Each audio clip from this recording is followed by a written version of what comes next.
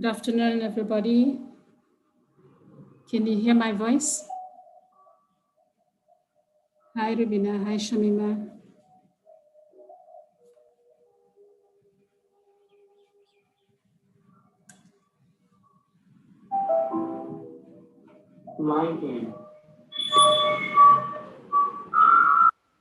Hello, Nora. Hello, how are you?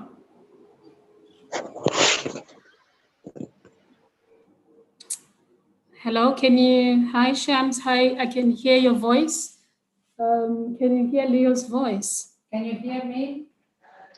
Hi, I can hear you. Reception is not so good. Yeah, where? Okay. Greetings. Okay, good afternoon. Thanks for joining this session, which is hosted by Ezabangoma Traditional Health Institute. Really, this is a memory of the loved ones that we all share equally and differently,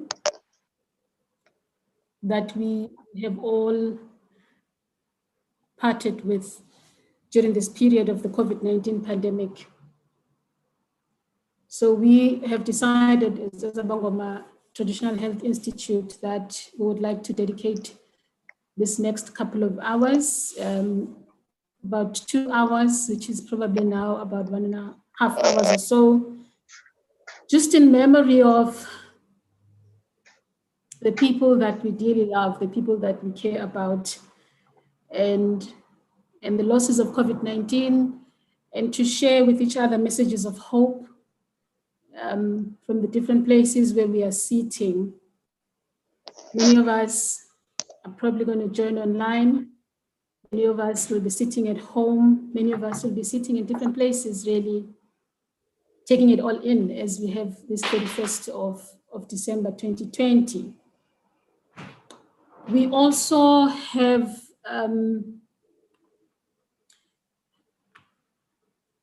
sort of themed this as a year of grieving in isiZulu, which we call unyaka wokuzila, a period of mourning, which is really, I think many of us in the different places where we are sitting, we are feeling it, we are experiencing it, and we are seeing it, whether it is in the workplace, whether it is with our families, in our relationships. I haven't, in the last 2 months or so, I must say personally, almost every person that I speak to has got an experience of COVID. Whether that experience is about living positively with COVID, or it is about having a loved one that is passed on, or it is about having survived COVID, somebody has an experience. And we thought it fit that we should remember our loved ones in this way. So I'm not going to speak a lot. My task today is to facilitate the session. I am not alone. From Ezabangoma with Gogo Pagati, I'm going to ask her to introduce herself at some point when we start the session. And we will be sharing from different places, really. This is an interfaith session. It is an interbelief session. It is a session from various ways of being. As much as we have convened it as Ezabangoma, it is not really intended to be a traditional healers session. So everyone is welcome. Welcome everyone joining us on YouTube, everybody joining us from Facebook and from the various platforms. Please feel free to inhabit and share the space with us. My name is Gogo Solomon Wagashabangu. Other people know me as Figile Vilagaz. I'm going to hand over to Gogo Pagati to introduce herself before we start. Thank you.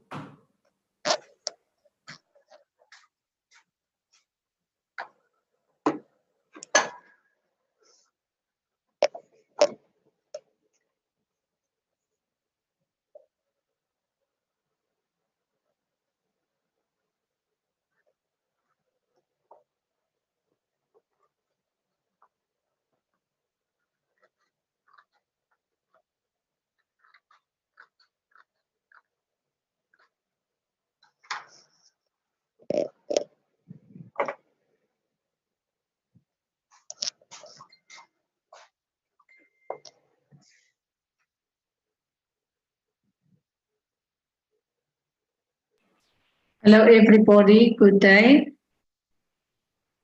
My name is Leonora Pagati. I'm a traditional spiritual healer. I'm also a life coach and a human. I greet you in the name of humanity. Thank you for everybody that's here. We lose so many people. We have lost so many people during this COVID. Sometimes around us we see somebody, but we don't see the pain inside of that human. We think that the human, everything is fine. Instead, that person is crying from inside, crying for a lost loved one, crying for pain, crying for many reasons. That's why we felt, let us celebrate each and every loved one, including workers that are in the front line. Blessings. I would like to do a prayer for each and every one that have lost a loved one, a brother, a sister, a father, mother, uncle, an aunt, a granny, a grandfather, and have lost somebody in the front line. I pray to the universe. I pray to the stars, to the light, to the moon. I pray to each and every breathing soul that we have lost during this pandemic. Each and every animal that have breathed and have done their last breath. Each and every human that we know that was close to us. We honor, praise, give our thanks for each and every one of you. You are gone, but not forgotten.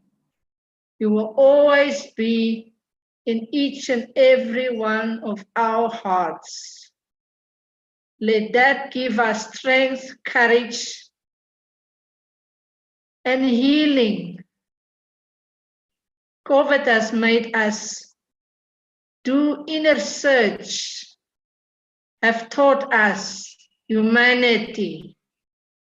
COVID have shown each and every one of us to do a balance, to take stock of each and every one of us. I say thank you for the loved ones that we still have.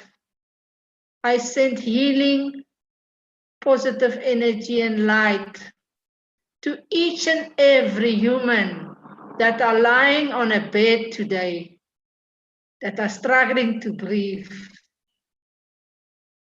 that are struggling to talk, that are struggling to say a word. You are in our thoughts, you are in our minds, you are in our prayers. Amen.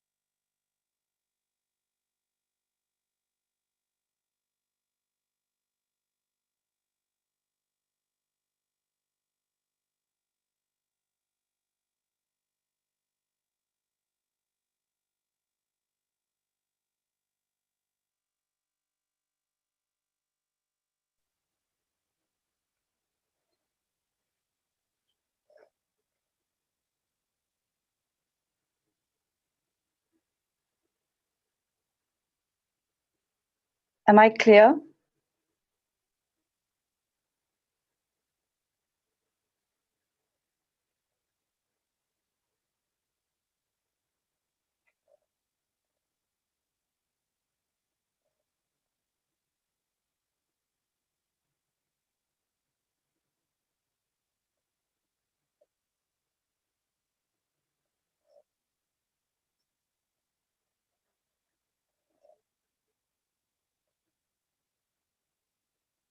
Can't hear you, Dr. Fikile.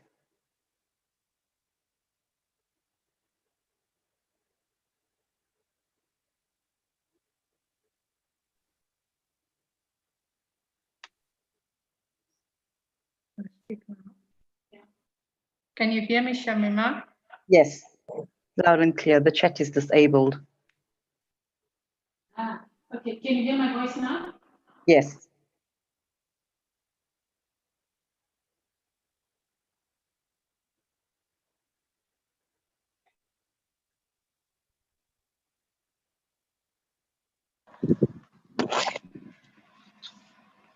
Did you want me to come in?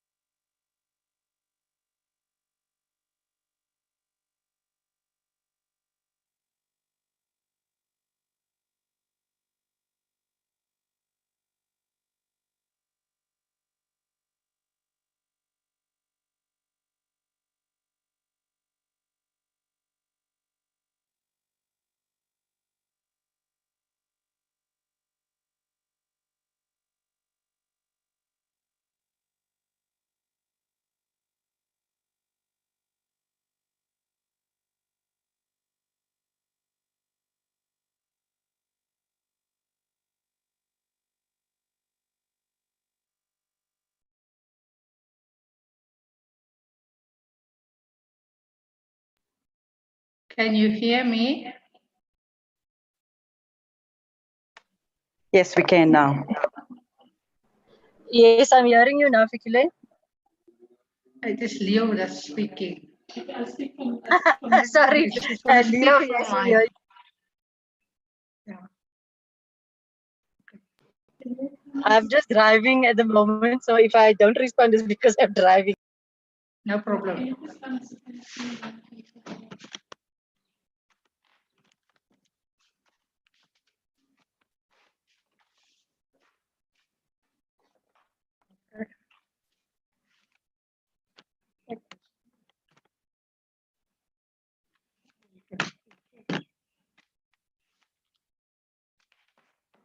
Okay.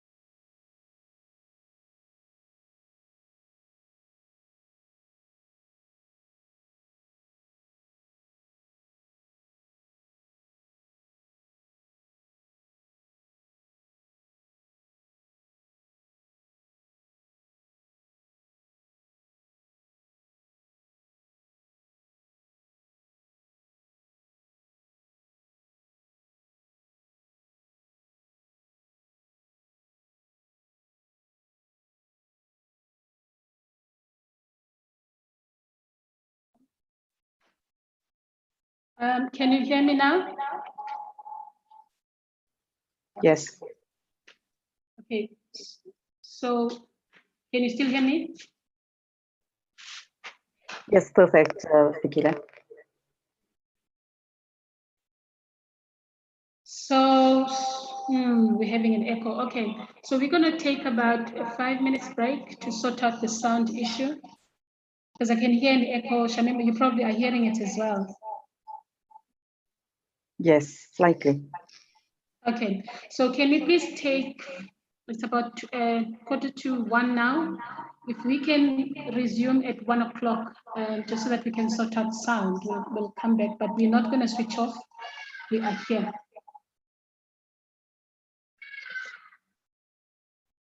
Sorry about that. We'll be back in 10.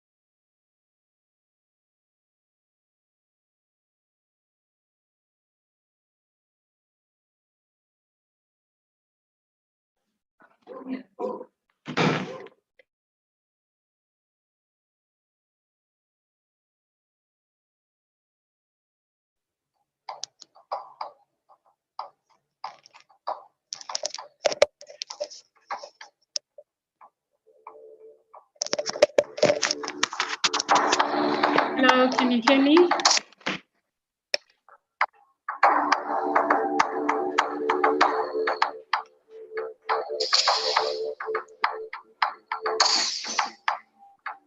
Can anybody hear my voice? Just testing sound.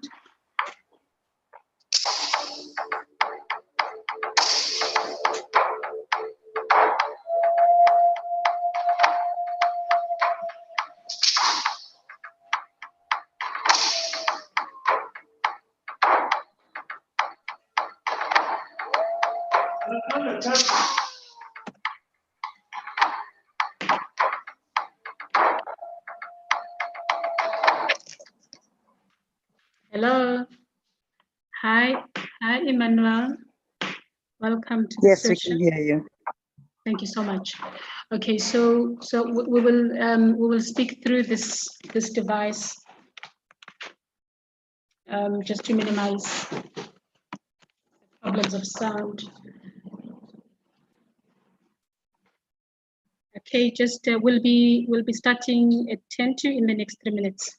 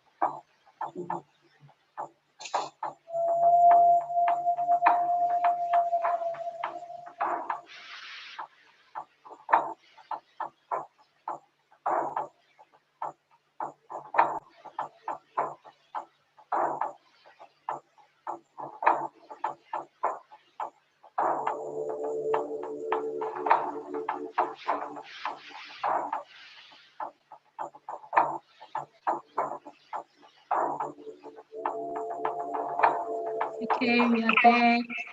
Hello.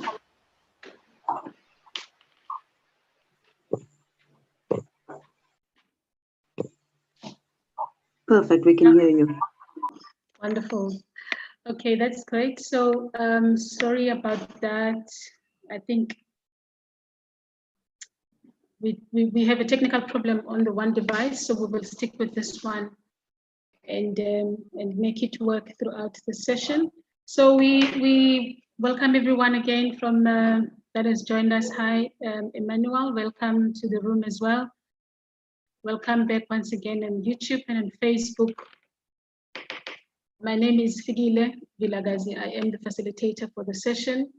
We are broadcasting live from Ezabangoma Traditional Health Institute, together with Ukoko Pagati, Leonora Alberts.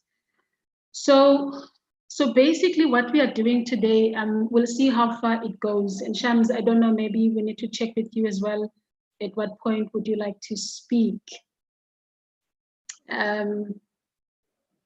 So we may bring you a little bit earlier on, because in terms of the schedule that we had, most of the things are planned on the other device that has got a technical problem at the moment. So I'm checking in as well if that is okay with you. Okay, fantastic, wonderful. Okay, so what we had in mind for the session, and I think it will take its own life, as you already have seen, is really to honor and remember our loved ones who have passed on because of COVID-19. We are living in a pandemic, all of us. As Abangoma, you know, we have been praying a lot about this, pondering a lot about the moments that we are in. And we felt today that I think it is befitting for all of us to remember the loved ones that have gone because of COVID-19, but all of us who are survivors of COVID-19, because we are survivors of the COVID-19 pandemic.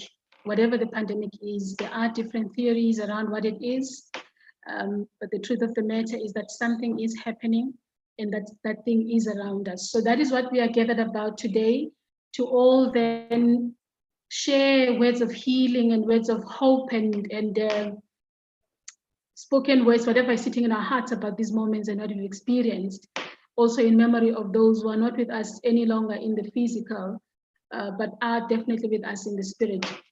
So we will be looking at variations of interfaith messages of hope and healing when it comes to ideas of death and life, ideas of dying and leaving.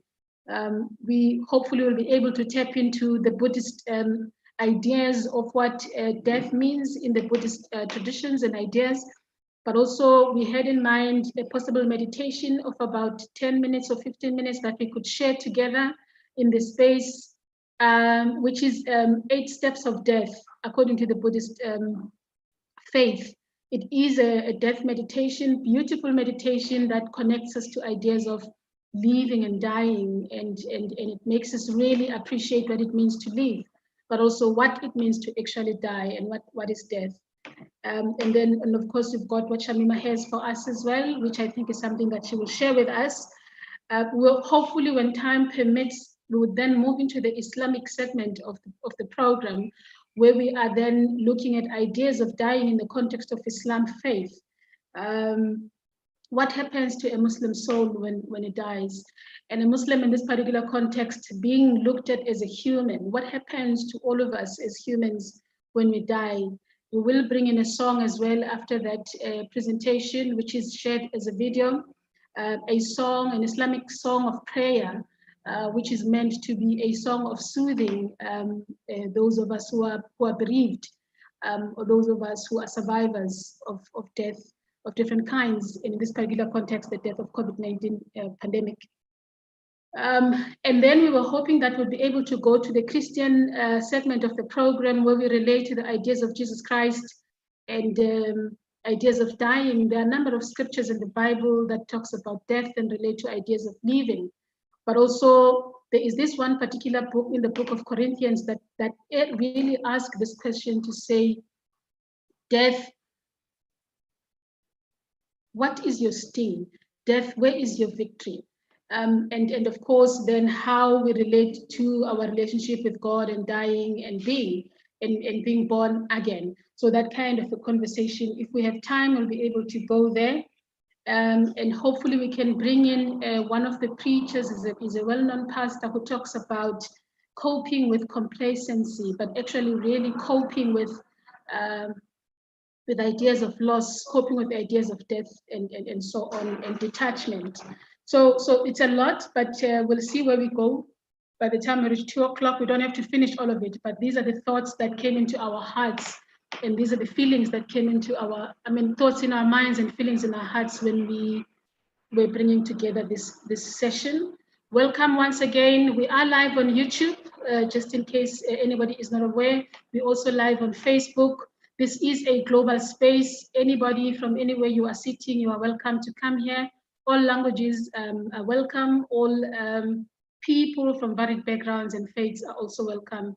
Togozani, Ndauwe, Shewe, Nda, Makos.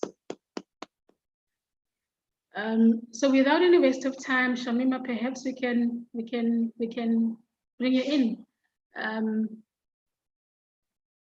and really share with us what is sitting in your heart and head. Thank you so much for being here. Thank you, beloved. Am I clear? Yes, loud and clear, thanks. Okay. We start my contribution to the platform by opening in the name of our Creator, in the name of our Sustainer, in the name of our Planner, and the Giver of life and the Giver of death too. We start in the name of God, and we bring our respective grieving on a platform to remember those who have passed on amongst us who are still living, as a reminder. As we say in Arabic, Inna lillahi wa inna ilayhi raji'un. Verily we belong to God, and verily to God do we return. That is the prayer or the dua that we say upon hearing of a passing of a loved one. So, oh God, forgive those who have died and elevate them amongst those who are guided. Shed light upon them in their graves so that they journey on into the next life. Have mercy upon their soul. Be generous with them and cause their entrance into the next world to be wide and welcoming. Cleanse them as they were when they were born. Grant them an abode that is better than their earthly home. Take care of them.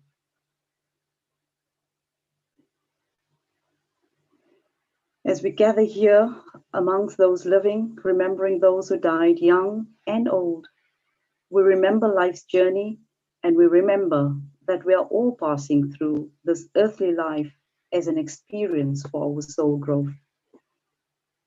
We remember that we are born as caretakers for this planet Earth, our home. We are born into relationships and families and communities and cultures and countries and many differences to learn and to realize that we are all part of the human family and love is our connection. As we gather here to remember our loved ones who have passed on, we reflect on our very own lives that we are living, or perhaps not living as we really can and really want to. We remember the memories now, the beautiful moments created, and take this as moments of gratitude. Gratitude of life itself, gratitude of creating moments, gratitude of making happy times, and gratitude of time. Time that is gifted to us in our beautiful lands, surrounded by beautiful people. Gratitude to remember the beauty. We pray for our loved ones whom we may have lost, who are now free from their earthly bodies. As we cry and mourn and shed tears of grief and loss, perhaps in their transcendence, they are celebrating their new freedom. As they depart and leave us, they are pain-free from the dis-eases of this world. We pray that they now rest in peace under your watchful eyes, dear God, and grant the family and loved ones who mourn, grant them strength, hope, love, and healing, much healing, dear God, much healing upon all of us. Our hearty condolences go out to them as we keep them in our prayers. We thank you, Lord, for your mercy. Please make it easy upon all. As we mourn and pay our respects, we are also gathering to celebrate their lives, their stories, their journeys, their memories.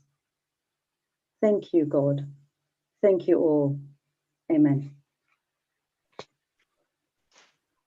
Amen. Thank you so much, Shamima, for those beautiful words of prayer. We receive from the place where they come from. So I'm going to bring in now a song by Salim. I hope that we can all hear it and enjoy. It's a prayer song.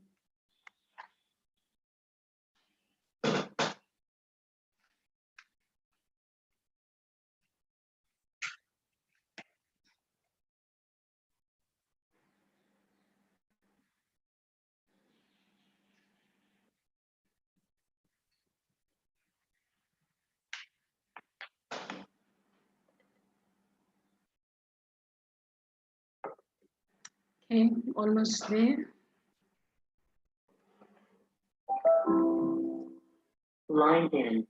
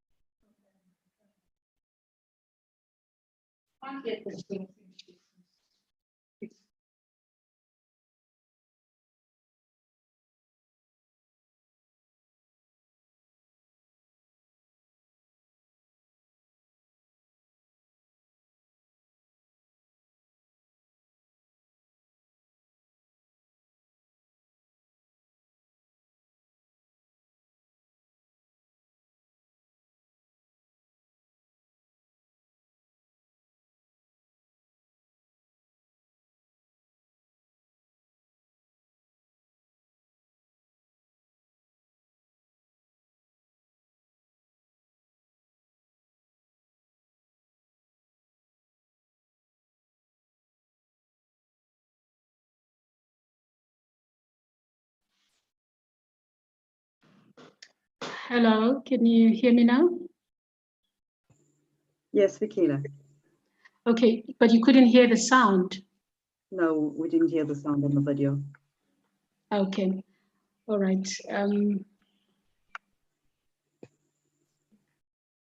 Okay, I'm not sure what that means, so I think we will just leave it at that. And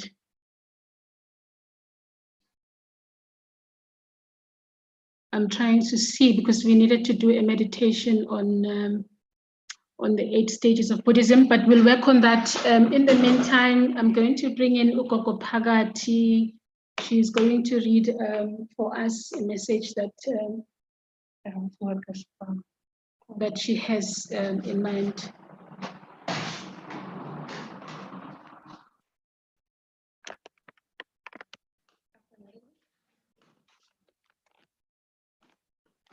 I'm reading this poem to all the health workers, a health worker's poem. Can't hold your hand through door or glass. Watch nurses touch you as you pass. It's not just night shift that's up at night. As we all worry that things aren't right, your lungs are on fire, struggle for air, because someone without a mask just didn't care.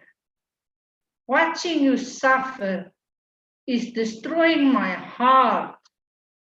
We healthcare workers are falling apart.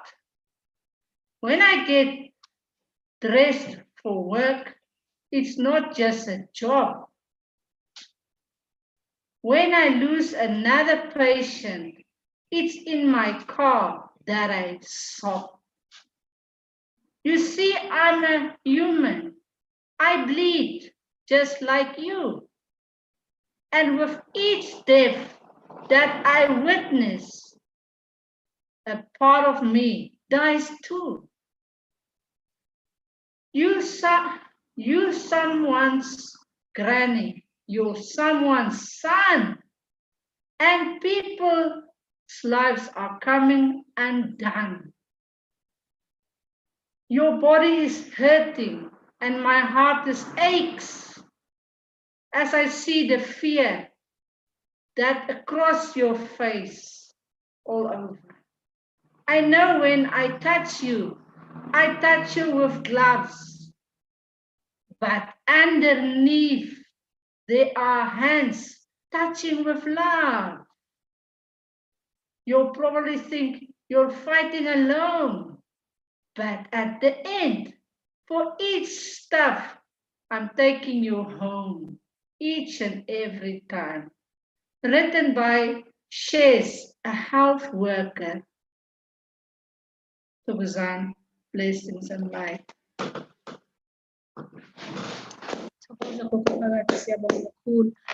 Thank you so much, Gogo Phakathi, for those words.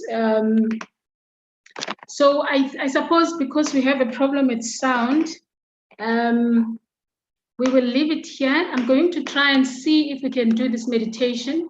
And if we can't, it is 1:15 now.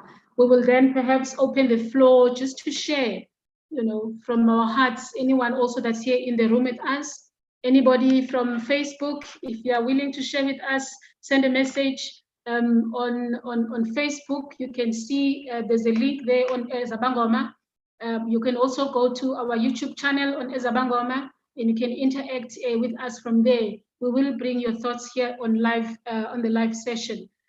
So we will open the floor, but I'm going to try and see if we can do this meditation of death or talk about it, because how it came into our hearts as people who really believe in spiritualities of different kinds is that there is a particular relationship that we have with death.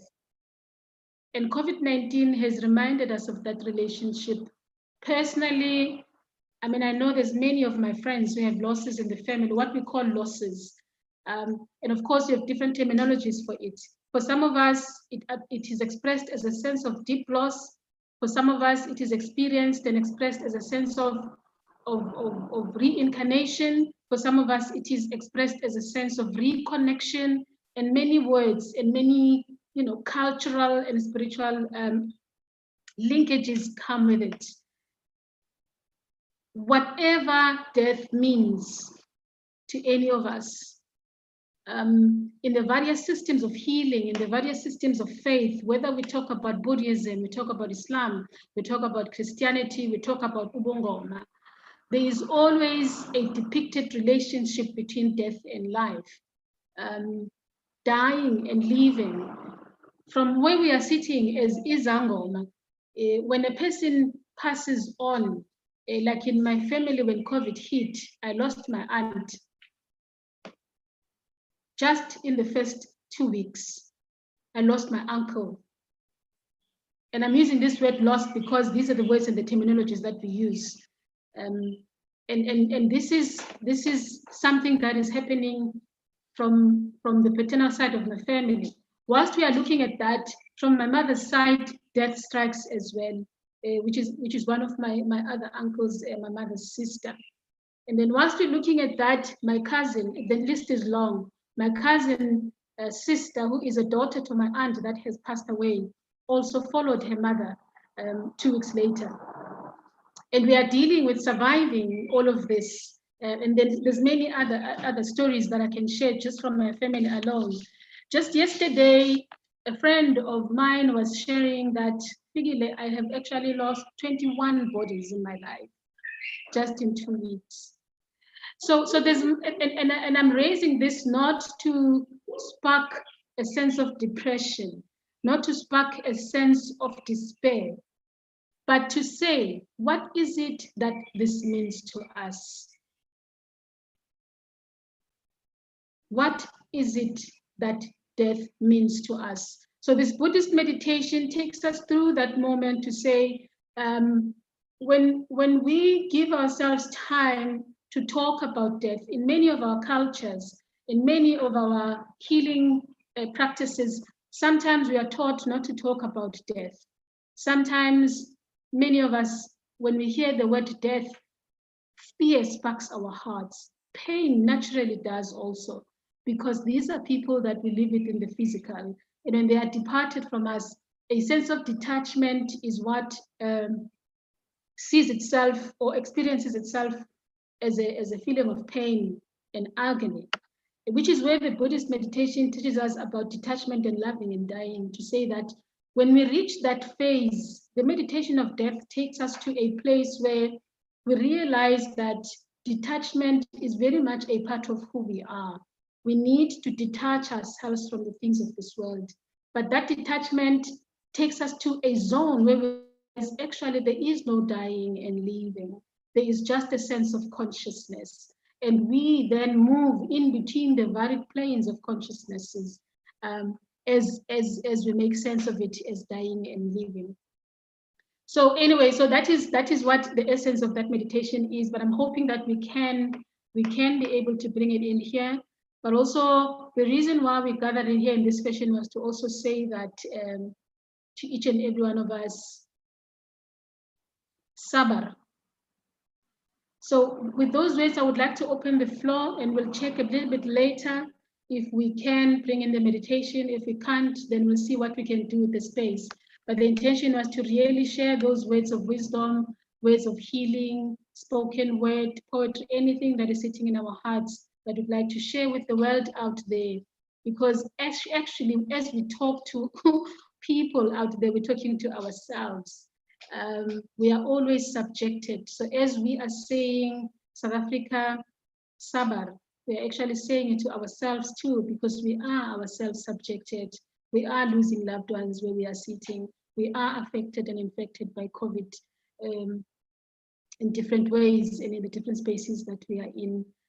So I don't want to speak too much. It is 1:20. I will open the floor if anyone else would like to read or share or greet or observe a moment. The floor is open.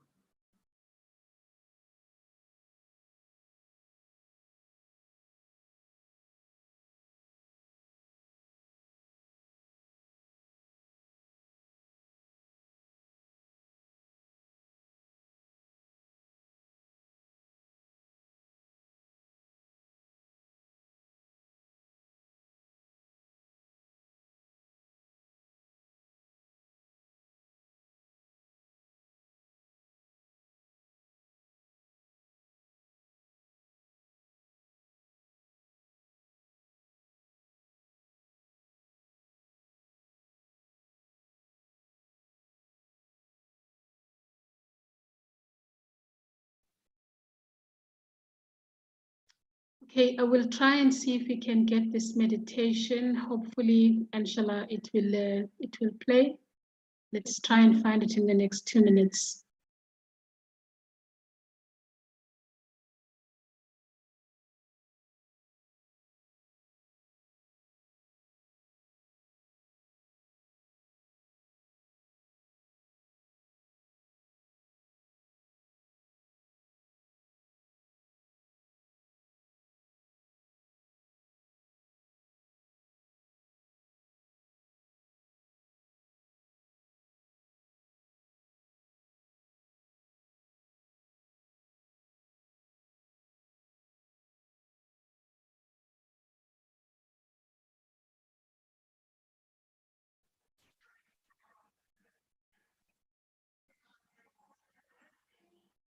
Can anyone hear the sound? Yes, Not yet, Fikile. Okay. I'm just trying to check if you can give me a few minutes.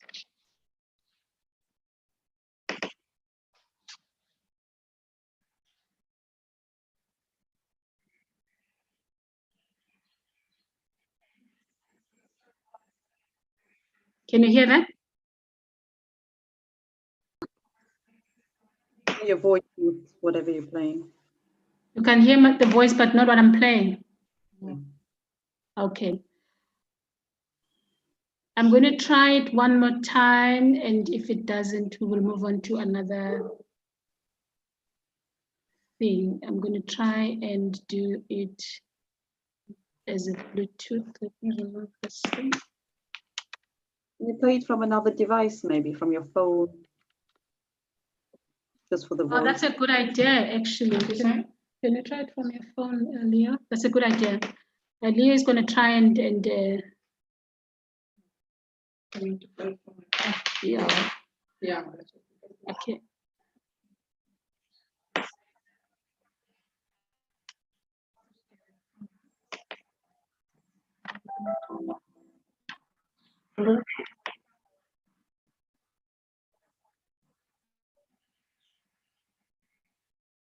We're working on it.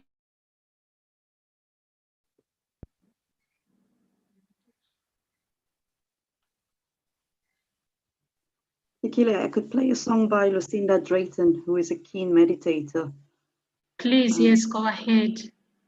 In the meantime, whilst we do the Chamima, please do that. Thank you. The song is called 100,000 Angels by Lucinda Drayton.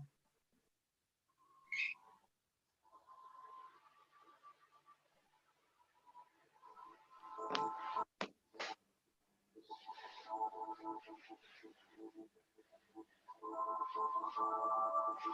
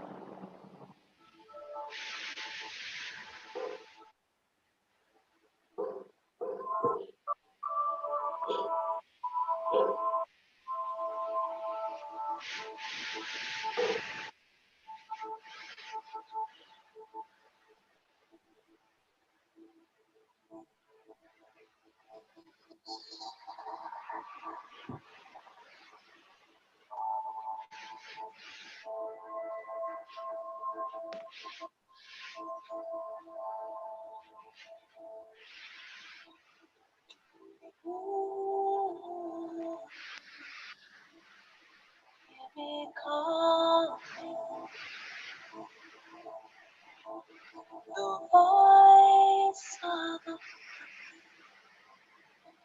and the Father and would you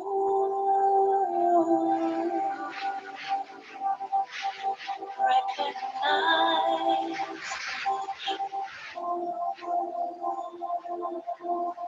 Do you feel love that's from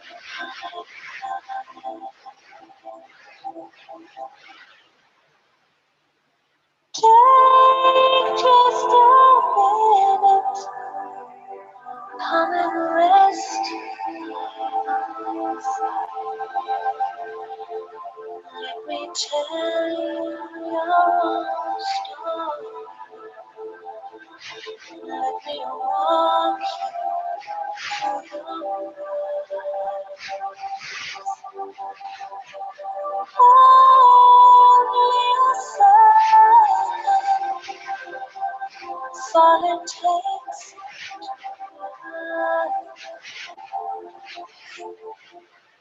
There's 100,000 angels by your side.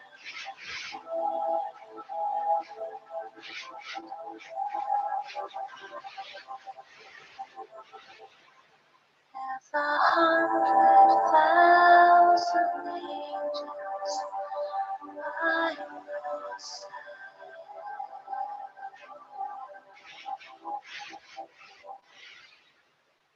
Do you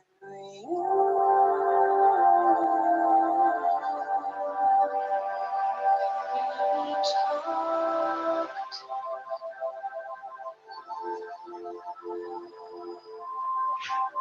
I whisper through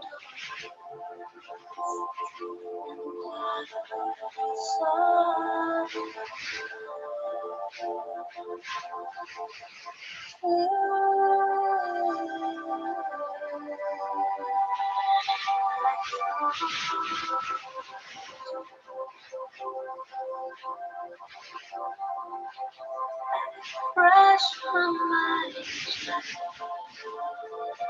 crossing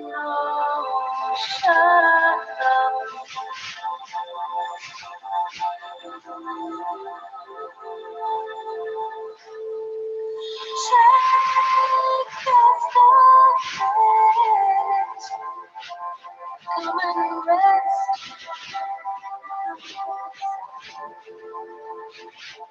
Let me tell you your own story.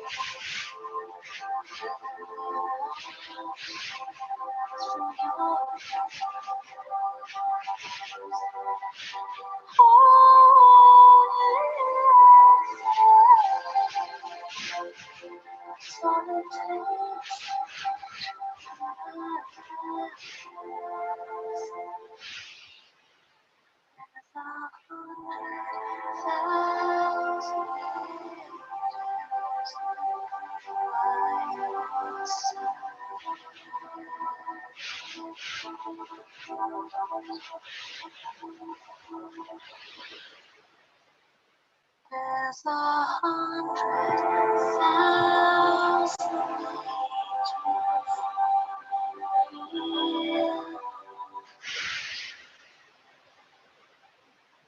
angels.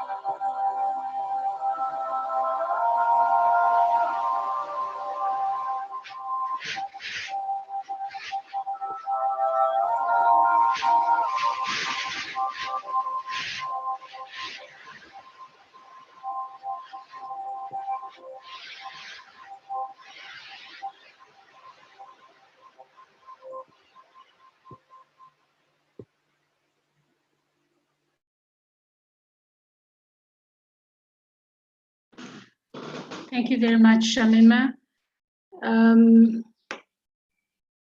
We are struggling with sound, so we will. I think we will leave it at that in terms of the clips that we would have loved to play for everyone. But what we will do as we wrap up, I will probably just read the Buddhist meditation, so we can just sit back and relax. And I will read it.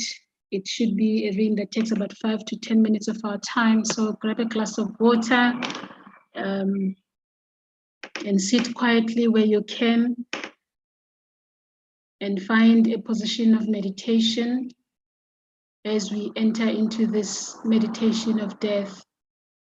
The meditation is intended to remind all of us about dying and leaving.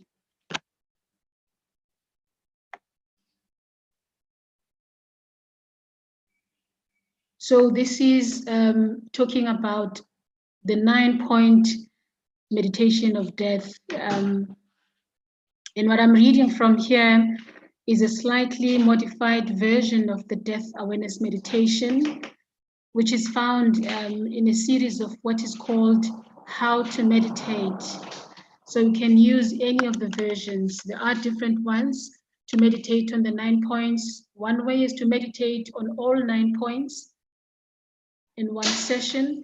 Another is really to do 1 point per session. So as we settling ourselves, so it's just something to think about as we find a comfortable position to go through this meditation together. So taking these 9 sessions to complete all the 9 points is something that is recommended, of course, from the Buddhist tradition.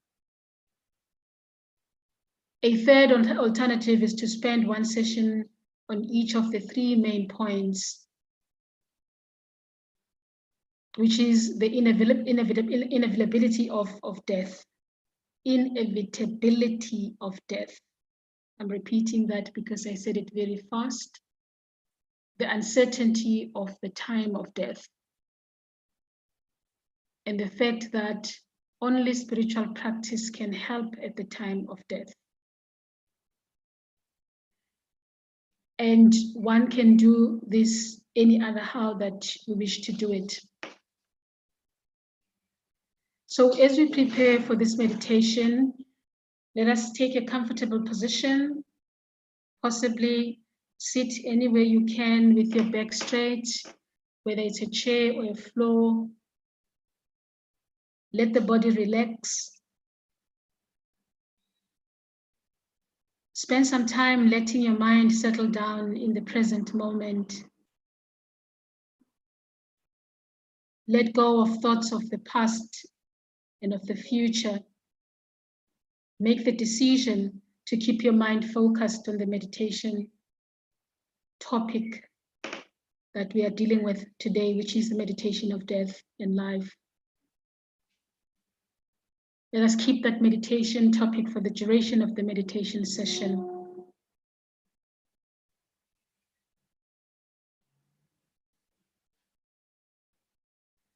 The motivation here is that when our minds are calm and settled in the present moment, they generate a positive motivation for doing this meditation. So for example, if one thinks, whether this meditation can help bring about a greater peace or happiness for all beings, or whether this meditation can be a cause for one to become enlightened, or so that we can help all beings become free of suffering and become enlightened as well. Whatever the motivation is what we need to carry with us through this meditation as we settle down. And of course, in terms of our bodies, because our bodies carry us through this meditation, as we contemplate on these points that I'm going to read through, we need to bring ourselves as well into it, bring our own ideas and experiences, as well as stories stories of our loved ones, stories that we've heard, stories that we've read about, of the people that we can love about, so that we can illustrate each and every point for ourselves throughout the moment of meditation.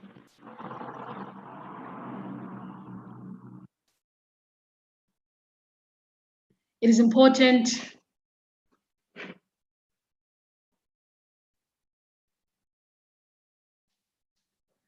in the duration of the meditation to get a feeling of each and every point in every story, in every conversation that we've heard or that we continue to have with our loved ones. If at any point during the meditation we experience strong feelings or intuitive feelings about any of the issues that we are thinking about, any of the issues that we're examining in relation to death, then you can stop thinking about it, hold the feeling that you have at that moment with a deep sense of concentration for as long as you can. And when that feeling goes away as you hold it, or if your mind gets distracted by anything, return to the contemplation. So I hope we have now found our places of settlement.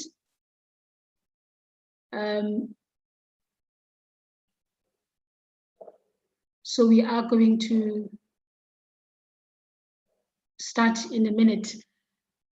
So just to talk about the inevitability of death, we plan many activities and projects in our lives for the future, for another day, tomorrow's school, my next birthday, and so on, for months and for years to come. Although death is the only event that is certain to occur in our lives, because we all know that we are going to die one day, we don't usually think about it or plan for it. Even if the thought of death does arise in our mind, we usually push it away very, very quickly because we don't want to think about death. But it is important to think about and be prepared for death. Contemplate then as we enter into this meditation on these following 3 points to get a sense of how death is definitely going to happen in our lives. One thing that we need to always remember is that every one of us is going to die. Every one of us has to die. To generate an experience of death's inevitability, bring to mind people from the past. Famous rulers and writers, musicians, philosophers, saints, scientists, criminals, any ordinary person. These people were once alive. Our aunts, our sisters, our mothers, our fathers, our grandmothers, our grandchildren, they had work.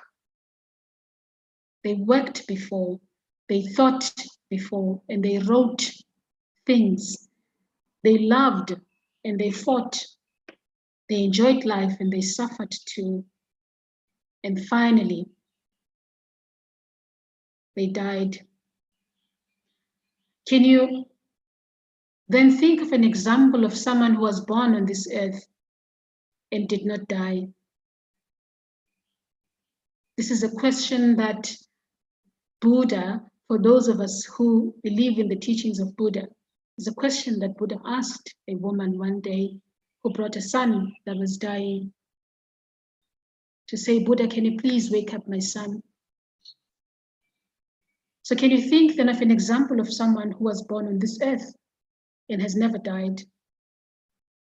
No matter how wise or wealthy or powerful or popular a person may be, his or her life must come to an end. The same is true for all of us, all living creatures, for all the advances in science and in medicine, including COVID-19 pandemic. No one has found a cure for death, and no one ever will.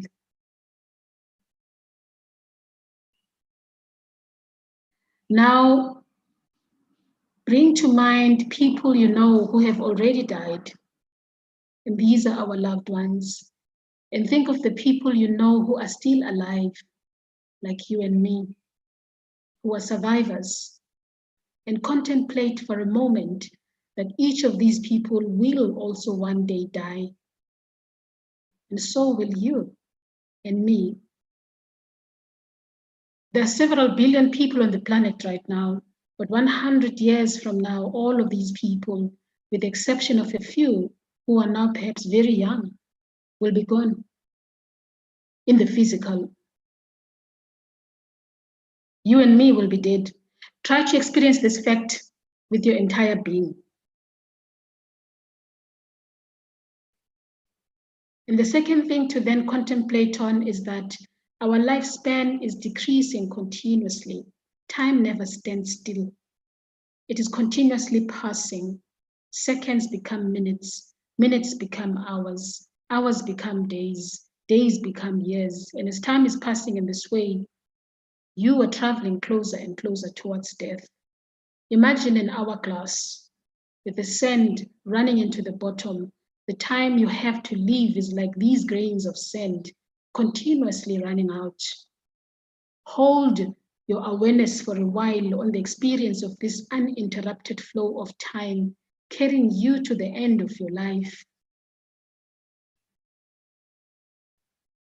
Another way to get a sense of your life moving continuously towards death is to imagine being on a train which is always traveling at a steady speed. It never slows down or stops, and there is no way that you can get off. This train is continuously bringing you closer and closer to its destination, which is the end of your life, or my life, or our lives. And try to really then get a sense of this and check what thoughts and feelings arise in your mind.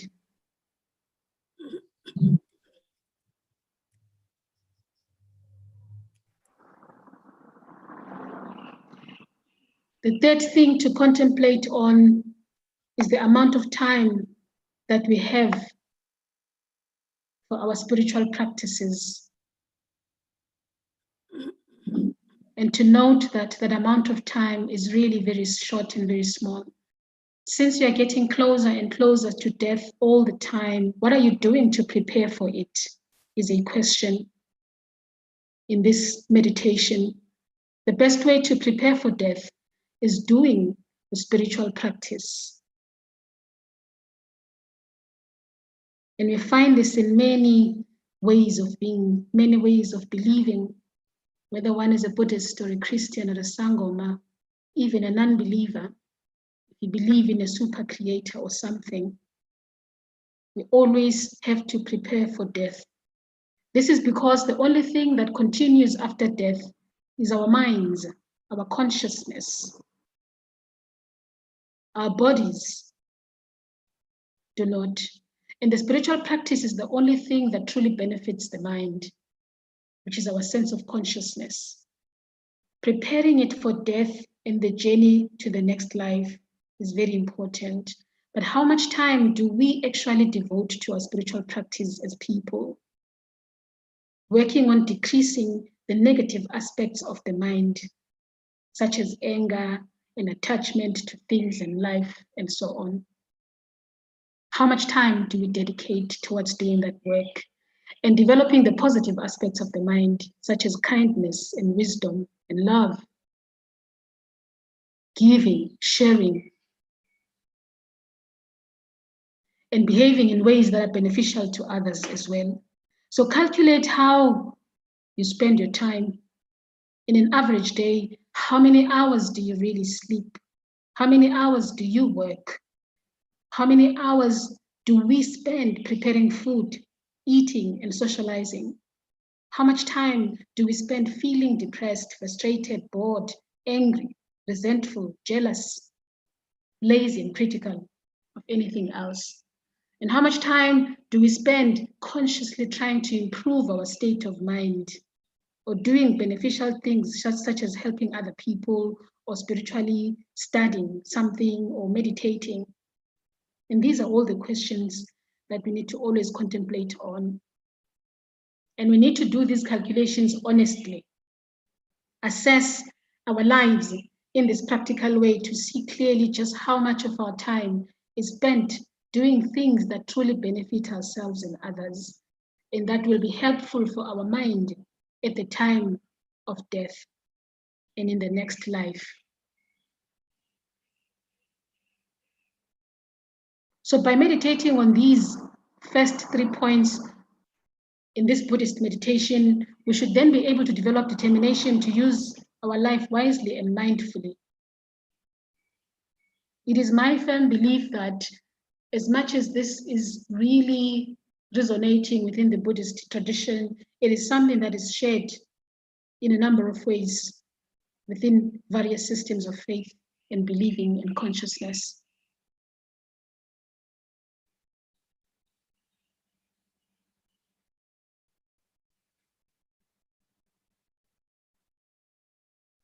By contemplating on these first 3 points, then we come to accept that we are definitely going to die one day. But we might think that death is not going to happen for a long time. And sometimes we don't ask ourselves, why is it that we think this way? Is there any way in which we can know for sure when actually is death going to happen? We can contemplate on these points to get a sense of how the time of death is completely uncertain and unknown.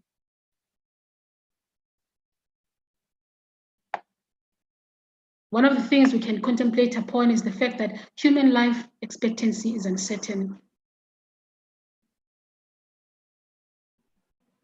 So we need to then generate a strong feeling of the complete uncertainty of our own time of death, how there is simply no guarantee that we have long to live.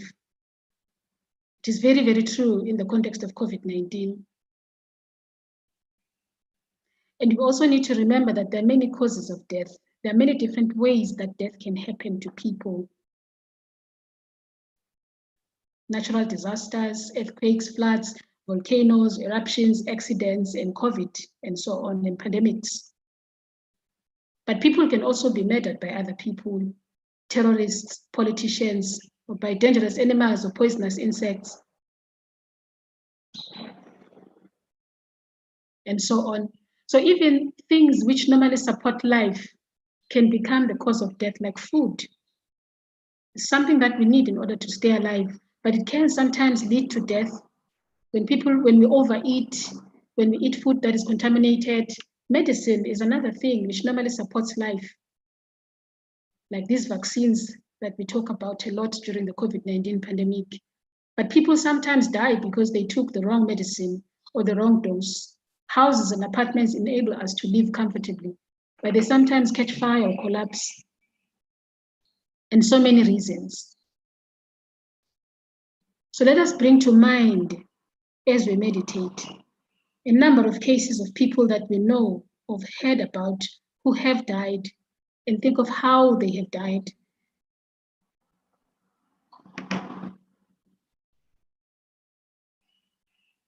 Let us think that any of these things could actually happen to us as well.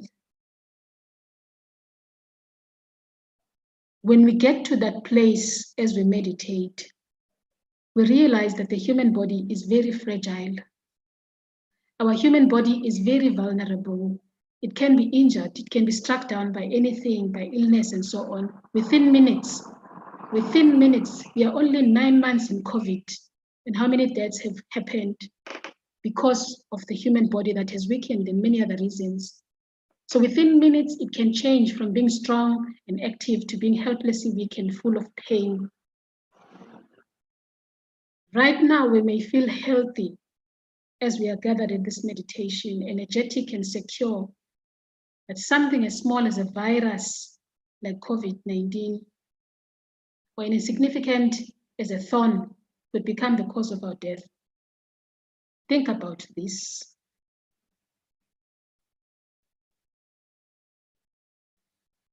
Let us recall the times that we have had to injure our bodies and how easily it could happen again and even cause death. So In this meditation, we realize that our bodies will not last forever. In the course of our lives, we might manage to avoid illness and accidents, but the years will eventually overtake us. Our bodies will degenerate. They will lose their beauty, their vitality, and they will finally die. By meditating on these issues, what we then do is that we develop the determination to begin our practice of the spiritual path right now, whilst we are in these bodies, because we are spiritual beings. Also because the future of our bodies is not certain.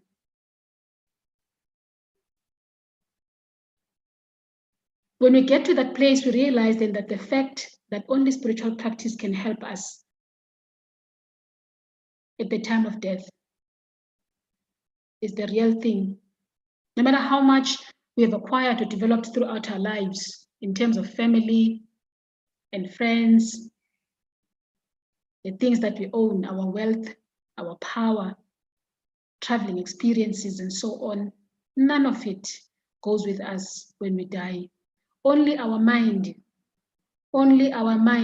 continues, only our consciousness continues to carry the imprints of all that we have thought, everything that we have felt, everything that we have said, and everything that we have done. So the mind continues to live. The spirit continues to live. It is vital that when we die, then we will have as many positive imprints which are carried in our minds, which will bring good experiences or positive experiences, and as few negative imprints as possible, which will then bring suffering and so on in our minds as possible. So also we should aim to die at peace with ourselves, feeling good about how we lived our lives, and not leaving behind any unresolved conflicts with people. This is an ideal. It doesn't necessarily happen in an ordinary world, but this is our ideal as we meditate upon death. The only things that will truly benefit us at the time of death are positive states of mind, such as our faith, inkolo yethu, our belief, non-attachment to things,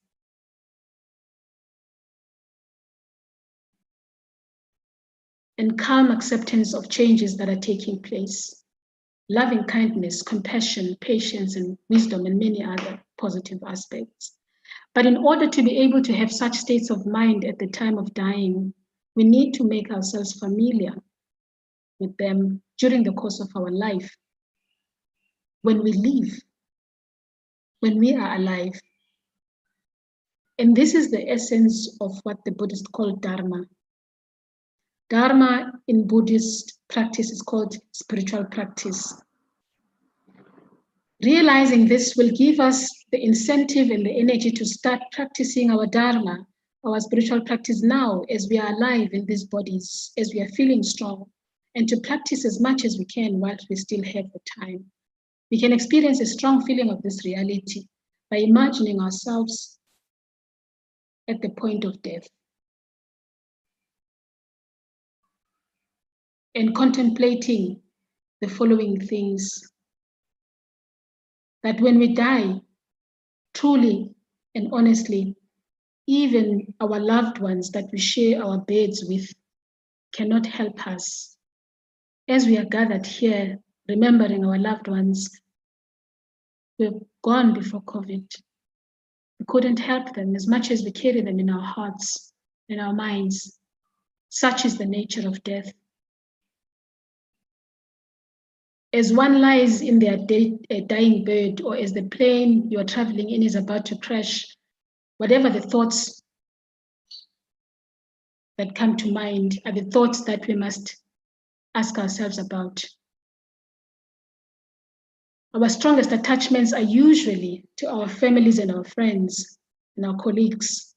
So we'd probably then think of them in that moment, whether we are about to crash, whether we are about to be killed by COVID, whether we are about to be killed by an illness, and so on. We think about the people that we love the most and feel a strong wish to be with them. But even if they were present with us at this time of death, would they be able to help is a question.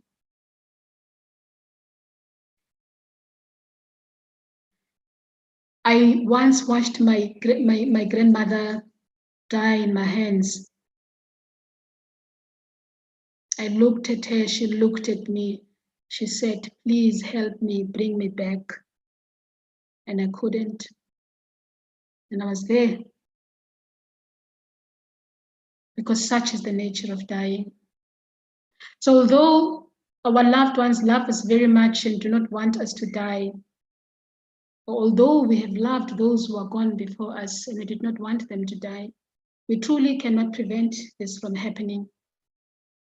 We should be able to forgive ourselves for that. Most probably they will not know what to say or do.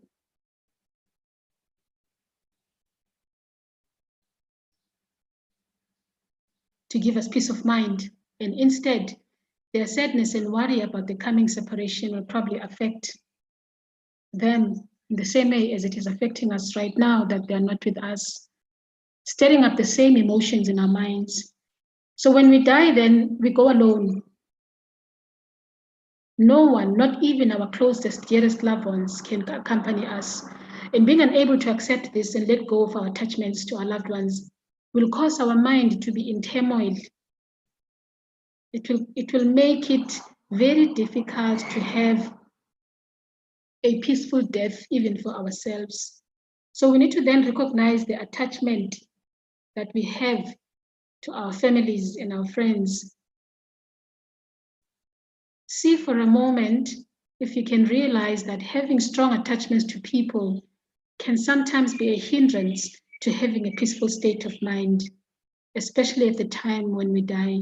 So it is better to work on decreasing this attachment and learning to let go.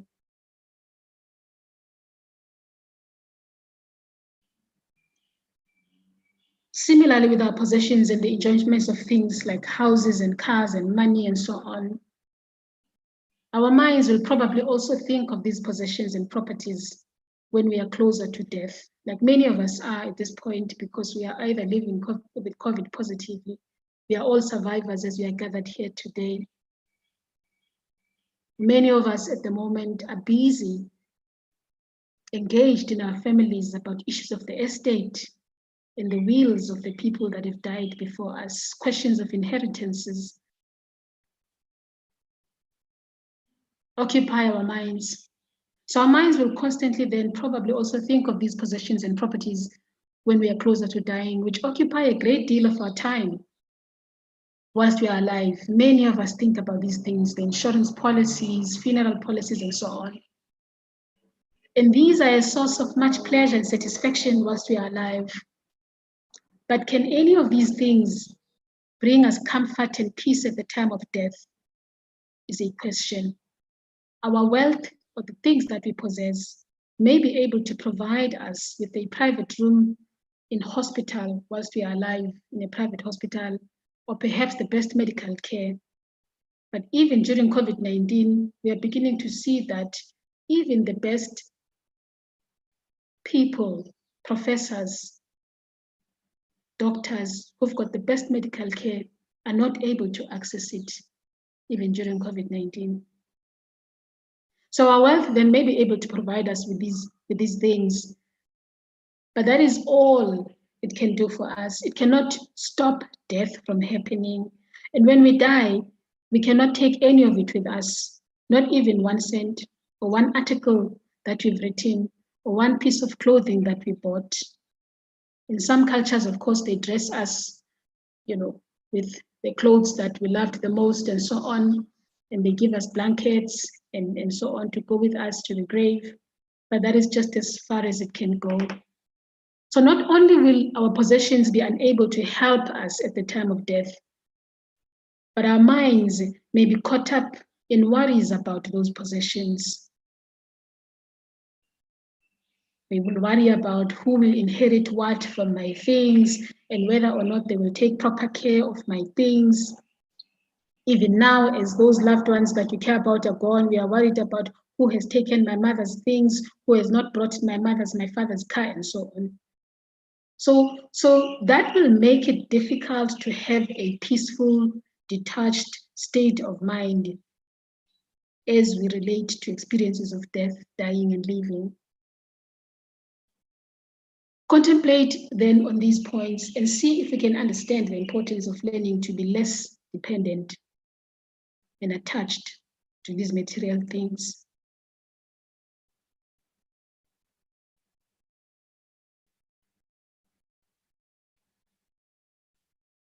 Our bodies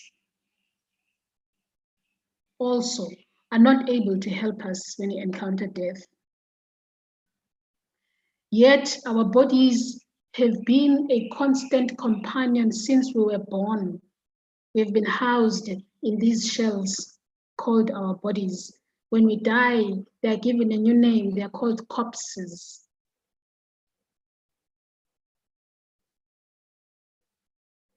We know it more intimately than anything else or anyone else, how good it feels to live in these bodies since we were born. We do not know any other home but these bodies. Yet they are also not able to help us when we face death. We have cared for them and protected them, worried about them, kept them comfortable and healthy, fed them and cleaned them, experienced all kinds of pleasures and pains with the bodies.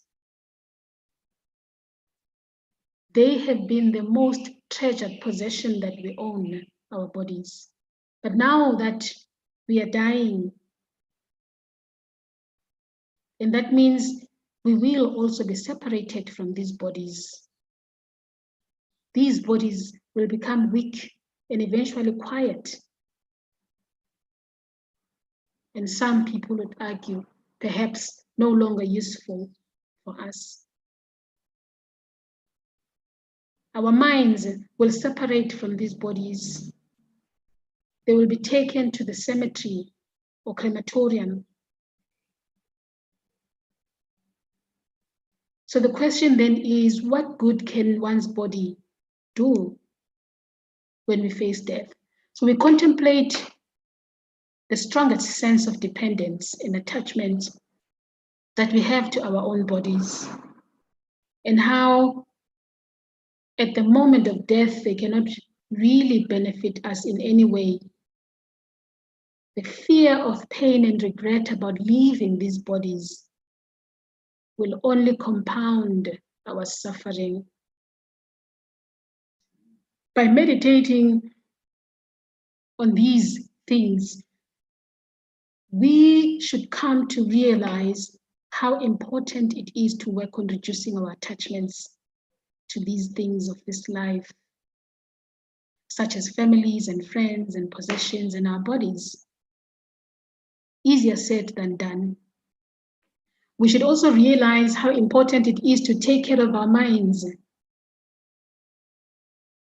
because that really is the only thing that will continue to the next life, which is our consciousness.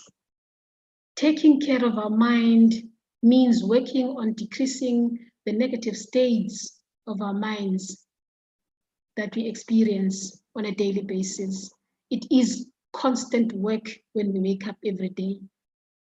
Things like anger, attachments, because we constantly are faced with having to attach ourselves to people we love or things we love.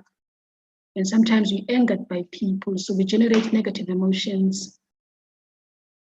So doing this work of caring on a daily basis to decrease these negative states of mind and cultivate positive qualities such as faith, loving kindness, compassion, patience, and wisdom is work that we need to do on a daily basis, every minute. Furthermore, because that is what becomes our imprints in our minds and in the other lives to come. So as these imprints of our actions in this life will also go with our mind to the next life, they will then determine the kind of rebirth, because we are not just dying, but we are also being born. It's very, very important to remember moments of death are also moments of birthing.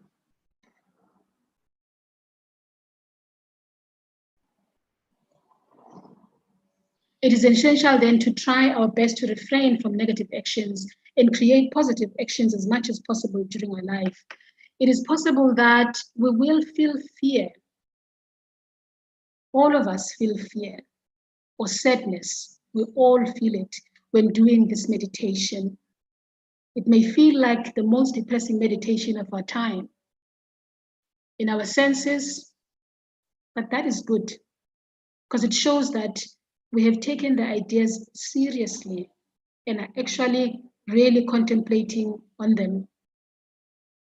Also, it is important to get in touch with how we feel about death so that we can work on being prepared for it when it happens. However, the purpose of this meditation is not to make us frightened. It is not intended to generate fear. It is not intended to generate a deep sense of depression. Just being afraid about death is actually not helpful. So what is helpful is to be afraid of dying with a negative state of mind and a lot of imprints on our minds from our negative actions which we have done in our lives. So we need to then get a strong sense of how terrible it would be to die like that, so that we live our lives wisely, doing as many positive, beneficial things as possible.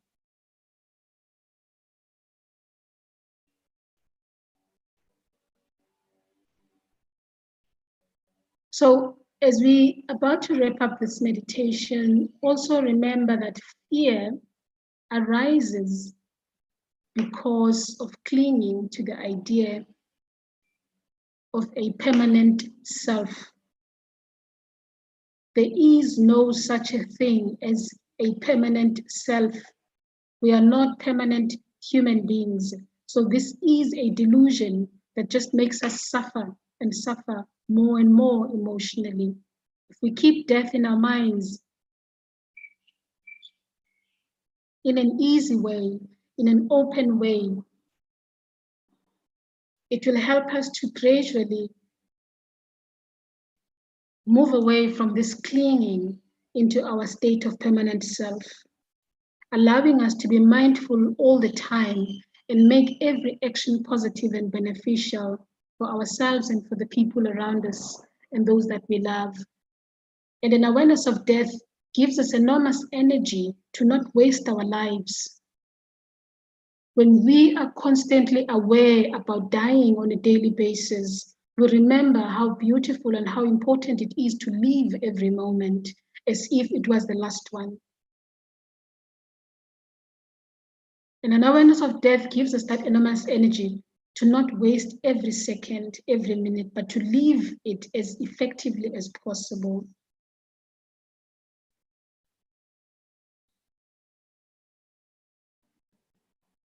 To conclude this meditation, then, please conclude with an optimistic thought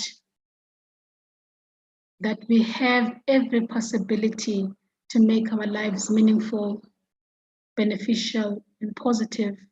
And in this way, we will be able to die with peace of mind.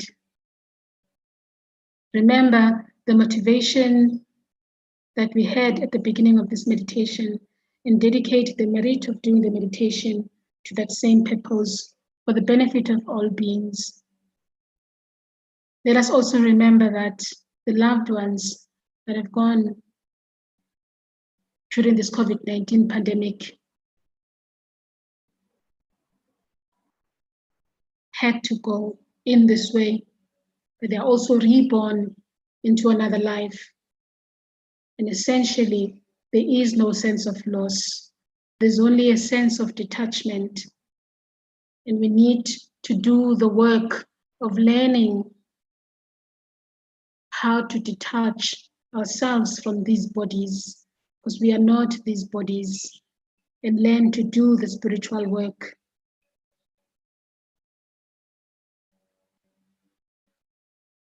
That makes dying and living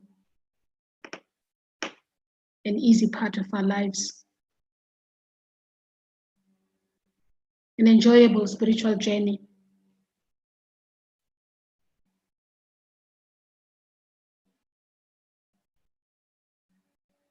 Thank you so much for listening and for meditating. You've been sitting quietly doing the meditation. You can bring yourself back slowly.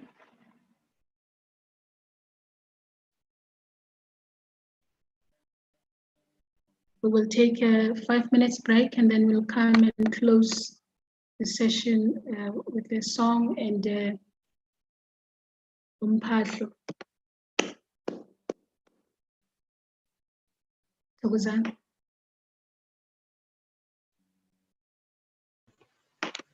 Thank you, Fikile. Could I respond? Yes, of course, yeah, absolutely. Oh, that was beautifully reflective. Thank you so much on behalf of many people here, I'm sure.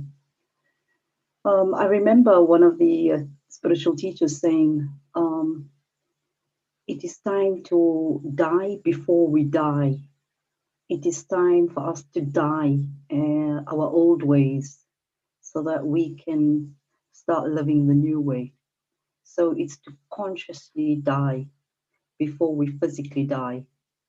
And in the conversation of dying, there will be grieving and mourning of our old selves because we are so attached to our habits and our cycles and our attachments of the material things, be it in the physical body or, as you said, houses and cars and other people even. And he was urging us that COVID is, especially if we look in the history of pandemics, it came as a massive wake up for us when we saw the deaths on that level, that there was a change coming. And it has been said on many platforms, but not to wait for the change, but to consciously take the change and decide now what needs to be, as harsh as it sounds, what egos within us needs to be killed. What consciously and actively do we need to end so that we can decide on what it is that we want in our future. So it was about to consciously die right now, whilst we have the time, before we actually physically die, to take the opportunities. So I just wanted to add that it sounds like a broad concept, but it's about taking active consciousness, conscious decisions about how not to respond the way we did. Whatever is happening will happen. It is about life, as you said. Life and death is part of it. And so with it goes everything else. So we cannot stop the process of nature, but we can respond to it differently. And that's what's been asked, absolutely, on a higher vibration. Thank you.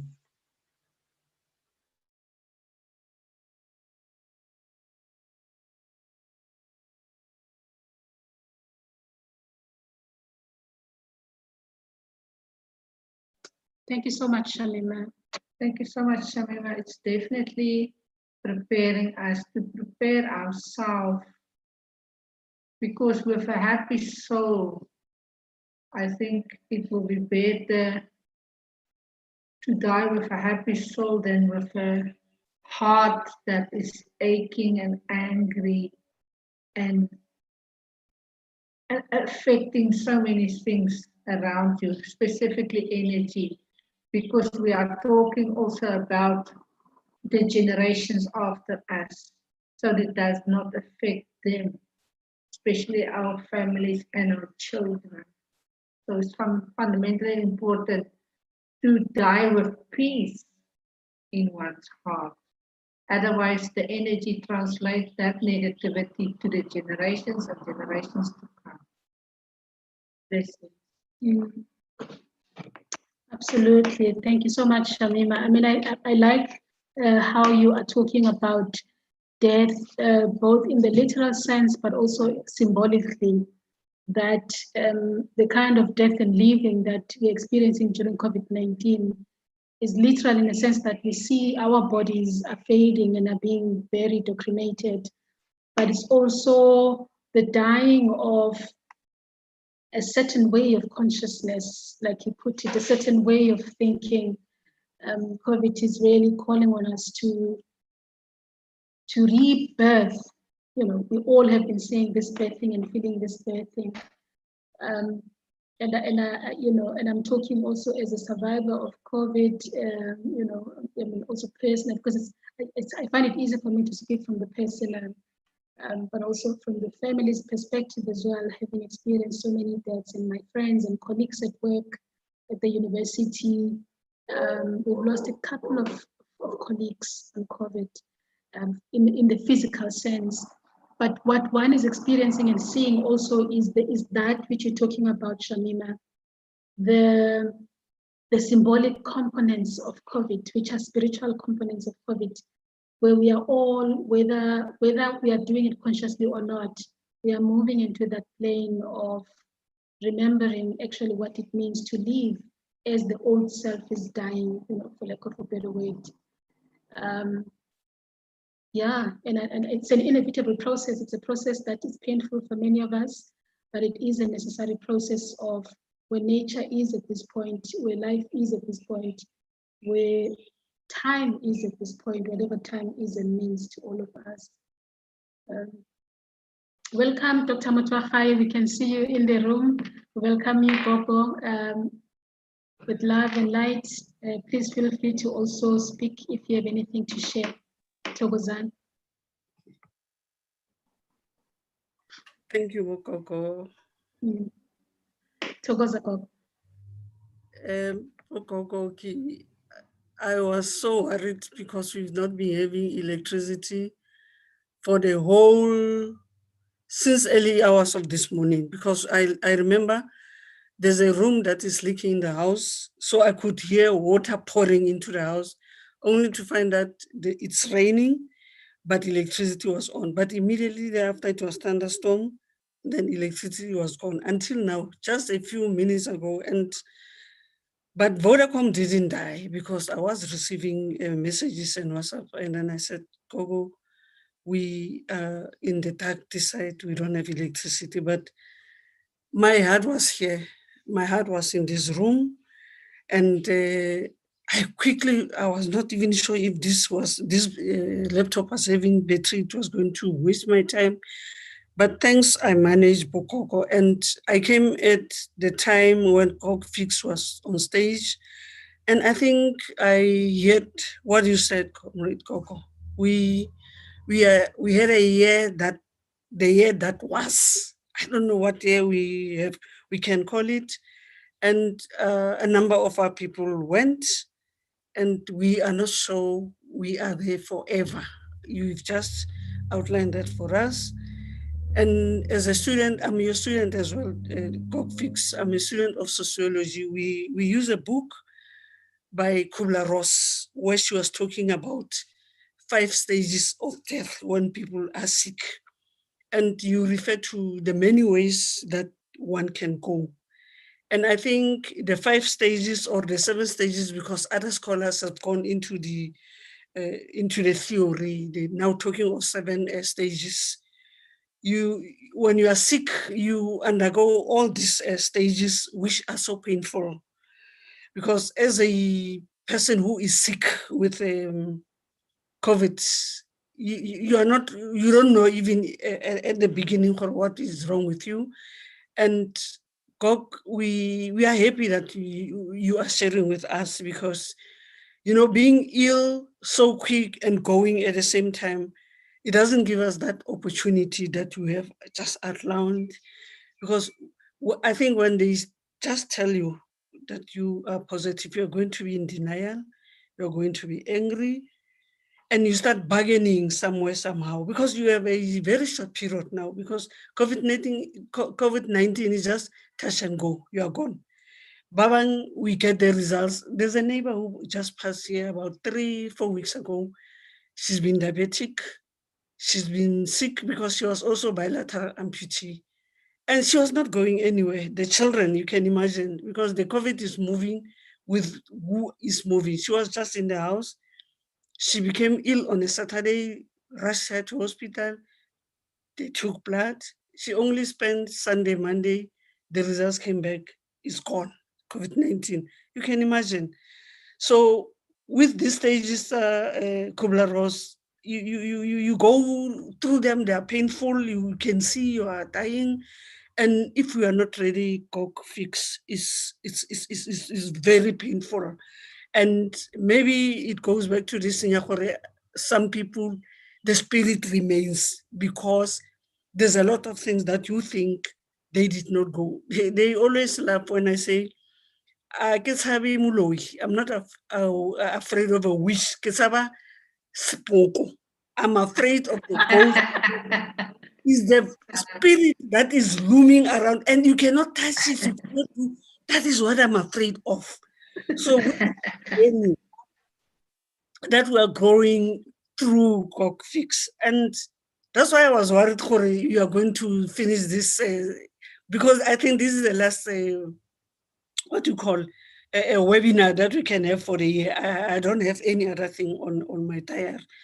So Gogo, it's so painful. And our bodies, as you just explained to us, we are living on borrowed times. It's just that we never know how it will happen, where will happen, but we need to prepare. We need to prepare. When you talk about your Gogo, I remembered my dad. He was so sick. I was attending a conference of 5 days away. It was a Tuesday when I was leaving. And I could see he's not going to come back. He had cardiac failure. And for a long time, he had ill problems. He was taking care of himself, but the body was now tired. He was even refusing medication. And he was one person who would tell people, take medication. Bondate, you are afraid of hospital, go to hospital. But when that time came, I saw that my dad is gone. I even told my younger siblings, they're in Johannesburg, where I'm in Ziras. I said, come and see my dad. Come and see our dad. He's not going to make it. I said, but he needs to talk to you because already was not talking. And I think he was in another world. But when I touched him, he was very, and then when I said, Dad, I said, he would shake and he would smile when I'm talking, but he cannot respond back. I said, I'm going to this conference, please wait for me because I'm also presenting a paper. Please, almost better. I was telling him this. Coming back, I went straight to hospital. He was gasping. I stayed there. I said, but I'm thankful that you waited for me. But at the same time, you cannot go on forever because now the lips were dry, the tongue was dry. They were doing everything they can. They had all those things. I said, nurses, can I leave? They said, no, you can't leave. I said, I'm punishing my dad. Tate Mudimu is waiting for him, but I'm leaving. He gave me 1 hour. After 1 hour, they said, come back. And then it was done. So all these meditations, and I wish everybody, I wish all of us could understand that death is one of the conditions that we cannot change. Bugogo. I wish we could accept. I wish we could be ready. Maybe the lady jara the accountant, because at my age now, I can accept that anytime is the time. My children were here over Christmas. I was saying, guys, I'm alone here. If I'm gone, how are you going to know that I'm gone? They said, Mommy, you're not going anywhere. I said, you don't know you. You don't know. They said, Mommy will be there. So we are going to be ready, Coco. We will. And I'm no longer next to bedside nursing. I left bedside nursing because this was touching me when people were going. I had to assist them to go. I said, I cannot continue with this. And then I continued to study so that I'm away from bedside nursing, but it's not gone. It's not gone. It continues in our lifetime. And Thokozani ke leboga thata. God seems, God, I'm sorry. Yo, thank you very much. Thank you. Thank you. Thokozani, Gogo, Thokozani, siyabonga. Awuwe. Yeah. Dr. Keren, you know, we actually need to be ready for death. We need to prepare ourselves as we prepare ourselves for many kinds of things. Like you were saying, Kono, this is no longer just a medical condition. It is also economical and political and so on. And we need to talk about it like we're talking about food and medicine and so on, because it is, when we talk as spiritual beings, we realize that it is a journey that is inevitable for all of us.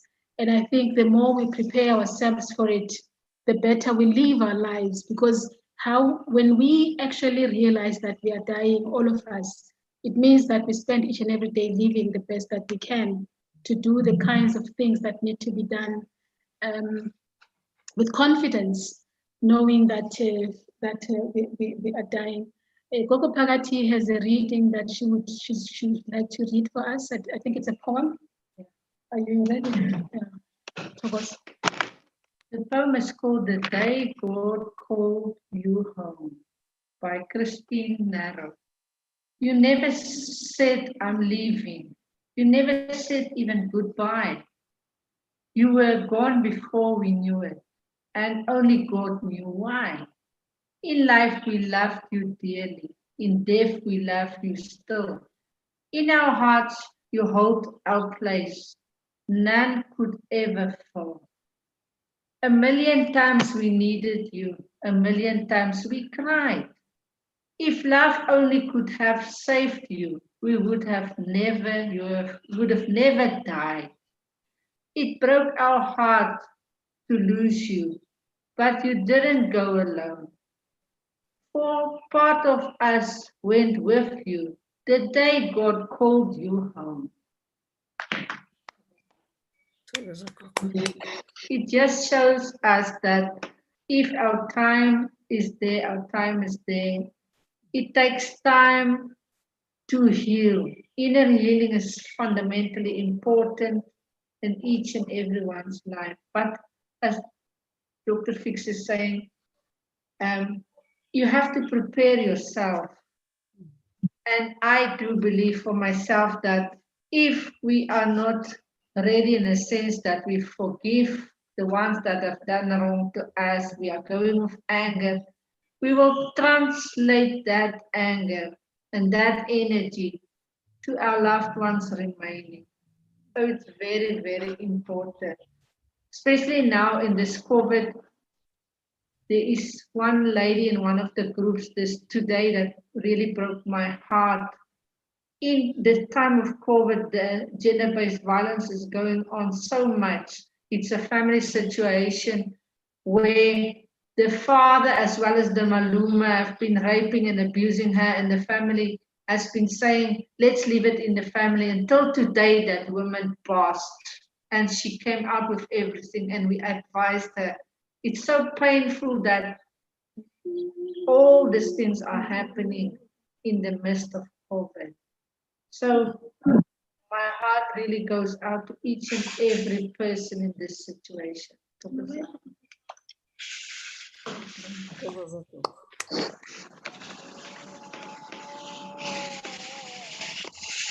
Thokozani. I don't know, Shamima, if you have anything to say before we close? I want to say that in a time of massive healing, there will be a time of, in a time of when the light needs to come out, it will be, the darkness will rise so that we know where to put the light, why we also need to. So everything is accelerated. All the darknesses will come, all the, as Leo just mentioned, that experience of, some of that lady, all the darknesses will come forward. And it is asking the healers and the healing to accelerate the motion. It's asking the light to accelerate the situation. From the day we are born, we actually are journeying towards our death. Babies can last for a few hours and then they die. Nobody knows. But the reality is, once we are born, the journey is towards dying. So every day we can decide, is it the journey that we are moving towards dying, or is it the journey that we are moving towards living? It's the same journey, either way. But the point is that in this accelerated deaths, the tolls that are going up, it's bringing so much to the awareness, not the fear of death, but the amount of healing that we need to push out, the accelerated emergency and urgency of healing ourselves. That's all it's talking about. The deaths that stare us in the face, our neighbors. People are being cured of the virus. As a virus is introduced, the antivirus comes in. So as the bacteria comes in, the antibacterias come in.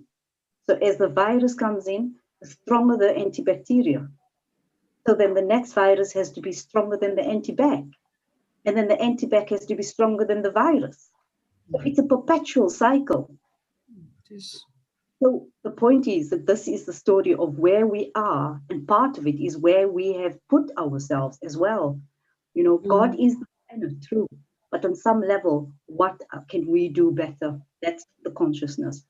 And this COVID, it is a time for healing. That's the vibration, healing. Thank you.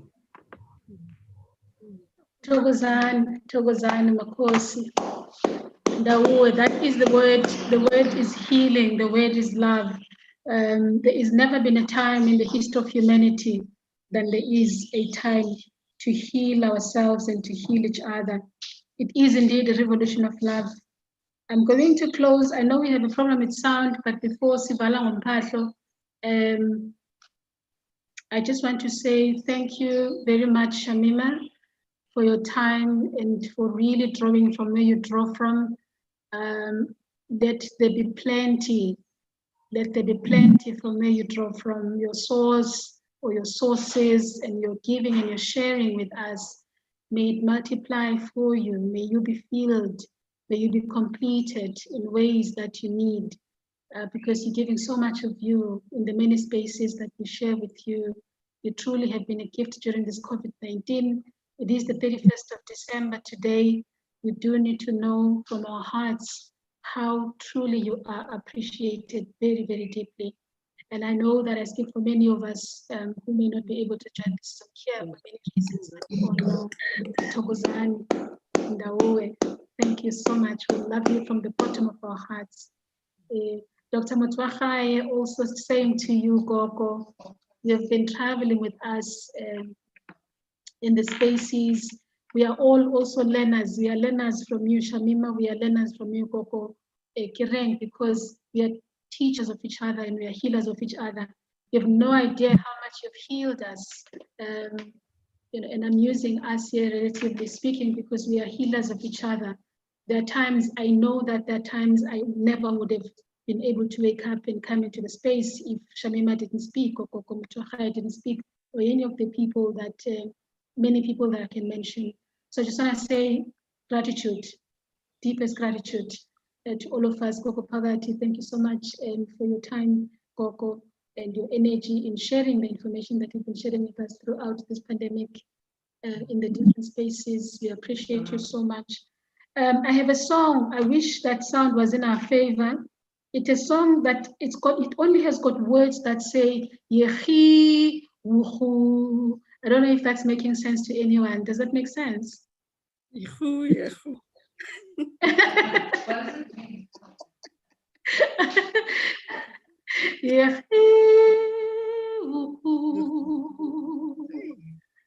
Does that make sense? Anyway, so this is a song that came into my spirit during COVID-19.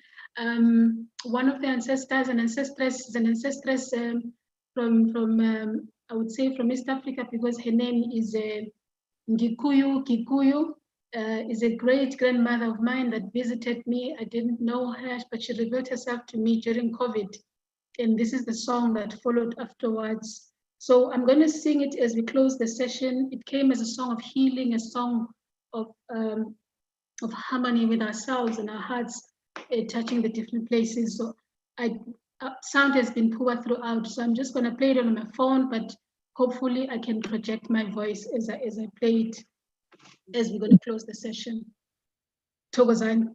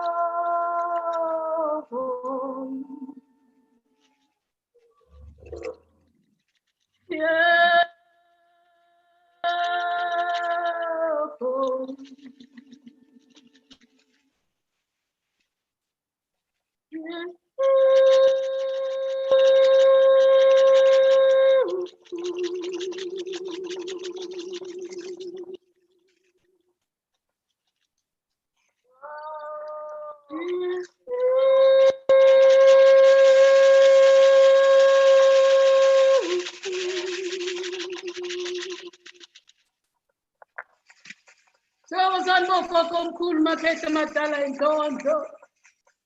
Bonga ngenjabulo bogogo omkhulu zinhlonhlo phakathi kwamakhulube. Bonga makhehla amadala agcinwa yini phakathi komzimba, phakathi komoya, phakathi kwenyama makhehla amadala. Siphila kwi-COVID bogogo omkhulu sinibiza nonke emagumbini amanomhlaba ey'ntabeni zokukhahlamba.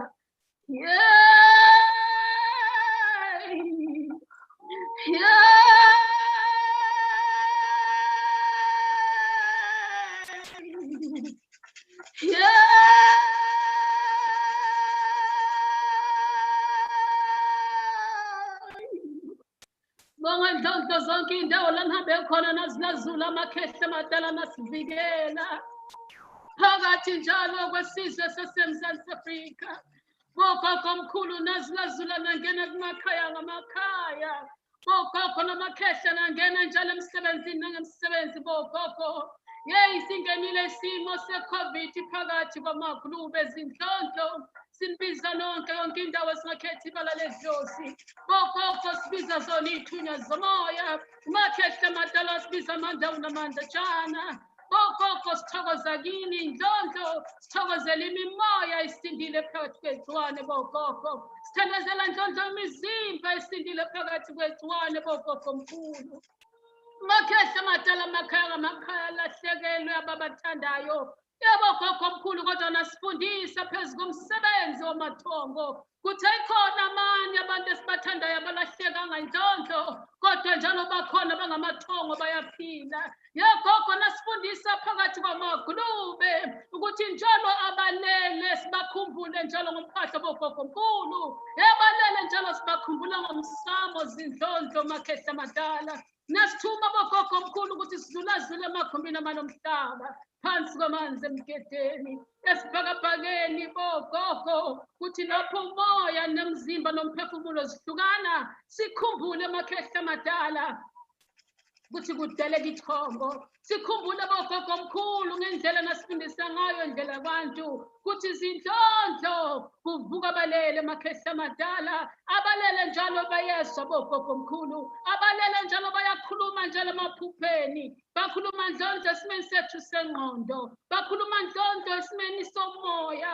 Sithi njalo siwuqeda lo nyaka bogogo omkhulu. Singena kulo nyaka nezwe elisha bomkhulu ningene nathi. Nisipha amandla egogo omkhulu amakhehla amadala bogogo. Sicela njalo phesheya kwamalwandle singakhethi ibala ledlozi bogogo omkhulu. Sibonga wonke amathongo anyathelile phakathi kwamabala. Sibonga njalo boShamima. Sibonga bogogo Muthohaye. Sibonga bogogo bophakathi. Yeyi zonke iy'ndlondlo ezingenile njalo bovina. Sibonga gogo boEmmanuel bangenile phakathi kwamagulube. Bogogo omkhulu nabo bonke ababhekile kumabonakude. Ndlondlo nkulu sibabeka kini ezandleni makhehla amadala. Sithi akube kuhle phakathi kwamagulube. Ningene mani bogogo ngisho ePhalamenti yethu bogogo omkhulu. Ningene phakathi kwey'nkokheli zamazwe ngamazwe. Ningene ngisho ku-United Nations bogogo omkhulu. Asazi kwenze njani bogogo kukhulunywa ngama-vaccine. Bogogo omkhulu kukhulunywa ngezinto. Ake nisibonise nisitebele ngisho silele bogogo nisibuse emaphupheni. Bogogo singalali singabi amavaka mani. Bogogo singalali singabi amavile endlondlo. Makhehla amadala senze ngendlela khona. Kulapheka isizwe phakathi kwamagulube. Kulapheka amakhaya ngamakhaya bogogo ngendlela zakhona. Sicela ngenjabulo bomkhulu. Sicela ngenhlonipho makhehla amadala. Siphatha njalo shaya ngedolo phansi.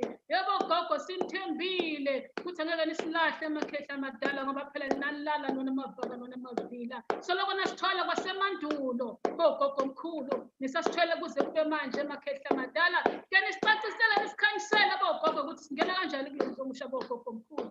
Ngendlela zakhona bogogo makhehla. Nilaphe njalo amakhaya ngamakhaya athunukele ngenxa ye-COVID. Bogogo ningene ngisho emsipheni enhliziyweni zabakhalayo. Bogogo omkhulu. Bakhumbuze bogogo ukuthi ukufa ukuphila kwethongo makhehla amadala phakathi kwamagulube. Sibuyele njalo phezu komsamo ngendlela zakhona. Bogogo sibonga khona njalo yonke imithandazo engenile. Ngisho bakwaBuddha sibonga bakwaJesu sibonga yonke indawo zonke iy'nkolo bogogo omkhulu ezingenile phakathi kwamagulube. Kube kuhle ngendlela zakhona amakhehla amadala. Sithi siyabakhumbula abalele gogo. Siyazikhumbula iy'hlobo zethu bogogo omkhulu ekuthiwa zisishiyile kodwa siyazizwa ziyaphila. Siyanibona nonke bonobudlwane. Siyanibona nonke njalo indlondlo ey'nkulu. Sikhethe ibala ledlozi. Ngibiza amanono, ngibiza amalosi, ngibiza amandawo, ngibiza amandatshana ebogogo omkhulu phakathi kwamagulube. Nozamanzuza yonke indawo ehamba khona.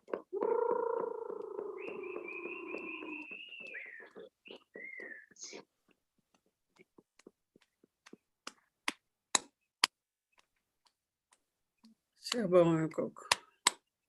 Ngama gogo. Ndawo. Ngama gogo. Siyabonga. Siyabonga bakwethu sizobonana-ke ngoJanuwari. Yeah, of course. Next year. Akube kuhle gogo. Thank you. Let it be love and light and healing. Thokozani. Thank you very Love, much. light, healing, Love, blessing. All the Positive way energy. in the UK, let it be. Let In it the be. UK, let it be. Thank you. Thank you. Karen, we love you lots. Shamima, we love you lots. Blessings to you. Thank you. Bye. Bye.